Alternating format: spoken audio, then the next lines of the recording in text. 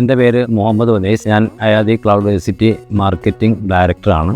ഞാൻ മുജീബ് സാറിൻ്റെ Kings master mind programme സെഷനിൽ പങ്കെടുത്തു. ഏകദേശം ക്ലാസ്സുകൾ ഞങ്ങൾ കംപ്ലീറ്റ് ചെയ്തുകൊണ്ടിരിക്കുകയാണ്. എന്തായാലും ഈ ഒരു സെഷനിൽ പങ്കെടുത്തതോടുകൂടി ഞങ്ങൾ കമ്പനിയിൽ 6 ഡയറക്ടേഴ്സാണ്.